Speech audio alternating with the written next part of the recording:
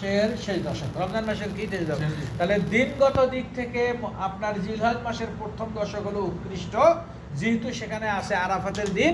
রাতগত দিক থেকে আপনার রমজান মাসের শেষ দশক হলো উৎকৃষ্ট, যেহেতু সেখানে আছে কি লাইলাতুল কদর। তাহলে সম্মানিত ভাইরা, এইভাবে আহলে ইলম কি বর্ণনা আপনার কি করেছেন দিনগত দিক থেকে, অর্থাৎ সন্ধ্যা ফজর থেকে নিয়ে সূর্য অস্ত পর্যন্ত এই মাঝখানে যে দিন হয়, দিনগত দিক থেকে জিলহজ মাসের প্রথম দশক হলো আপনার কি সবচেয়ে আপনার শ্রেষ্ঠ দিন, অর্থাৎ 365 আপনার 55 দিনের মধ্য থেকে এই 10 দিনে আল্লাহ তাআলার কাছে সবচেয়ে কি, এই 10 দিনের আমল আল্লাহ তাআলার কাছে সবচেয়ে আপনার কি প্রিয়।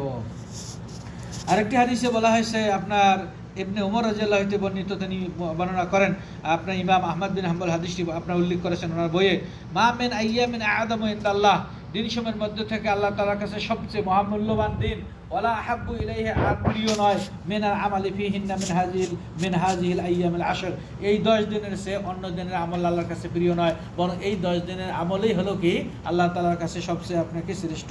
ফাআকসিরু ফিহিন্না, হে মানুষেরা তোমরা এই দিনগুলোতে বেশি বেশি আমল করো, কি মিনাত তাহলিল, লা ইলাহা ইল্লাল্লাহ, তাহলিল মানে কি লা ইলাহা, বেশি বেশি লা ইলাহা ইল্লাল্লাহ, এই 10 দিন বেশি বেশি কি লা ইলাহা ইল্লাল্লাহ, লা ইলাহা ইল্লাল্লাহ, লা ইলাহা ইল্লাল্লাহ, এইভাবে আপনি কি করবেন পড়তে থাকবেন। এবং কি ওয়াত তাকবীর, এবং কি আপনাকে আল্লাহু আকবার, ওয়াত তাহমিদ, এবং আপনাকে আলহামদুলিল্লাহ, তার মানে সুবহানাল্লাহ, আলহামদুলিল্লাহ, ওয়া লা ইলাহা ইল্লাল্লাহ, আল্লাহু আকবার, সারা বছরই পড়তে হয়। কি করতে হয়? সারা বছরই পড়তে হয়। বিশেষ করে যখন এই 10 দিন আসবে, আল্লাহ রাসূল আলাদাভাবে বললেন তোমরা তাকবীর পড়ো, তোমরা তাহলিল পড়ো, অর্থাৎ লা ইলাহা ইল্লাল্লাহ বলো, আল্লাহু আকবার বলো, এবং কি আলহামদুলিল্লাহ তোমরা কি করো, আপনার কি পঠন করো। তাহলে সম্মানিত ভাইরা, এই জিকির, তাহলে কোরবানি করতে গেলে টাকা লাগবে। হ্যাঁ, কি লাগবে? টাকা লাগবে। তাহলে আপনি যদি একটা ছাগলও দিতে যান, নিম্নে আপনার 10,000 টাকা লাগবে। কিন্তু আপনি যখন 100 বার দিনে আল্লাহু আকবার বলবেন, কি বলবেন? আল্লাহু আকবার বলবেন, অথবা লা ইলাহা ইল্লাল্লাহ ওয়াহদাহু লা শারীকা লাহু লাহুল মুলকু ওয়া লাহুল হামদু ওয়া হুয়া আলা কুল্লি শাইইন কাদির।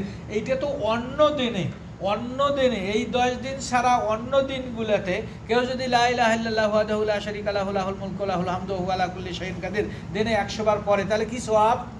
10টা আপনার বানি আদমের, আপনার বানি আদমের 10টা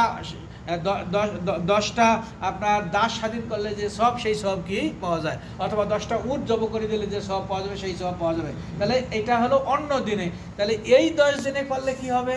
তাহলে কেউ যদি 200 বার পড়ে, কেউ যদি 300 বার পড়ে, তাহলে কত সব একদিনে। এবার এই 10 দিন তাহলে কত সব। কিন্তু মুশকিল হলেও সম্মানিত ভাইরা, আমরা দেখা যায় কি সারেগামা পাদানিশার গান গাই, বেদের মেয়ে জোসনার গান গাই, এবারে লা ইলাহা ইল্লাল্লাহ ওয়াহদাহু লা শারীকা লাহু লাহুল মুলকু ওয়া লাহুল হামদু, এটা মুখে আসে না। কি আসে না?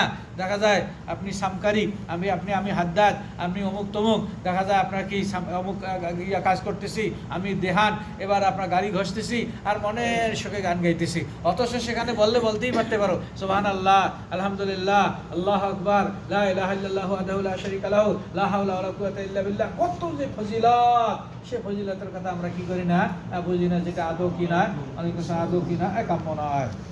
তাহলে সম্মানিত ভাইরা, আমরা এই দিনগুলোতে কি বলবো, এই আমলগুলি কি করার আমরা কি চেষ্টা আমরা করব, যেহেতু আল্লাহ রাসূল হাদিসে এমনটাই বলেছেন। সম্মানিত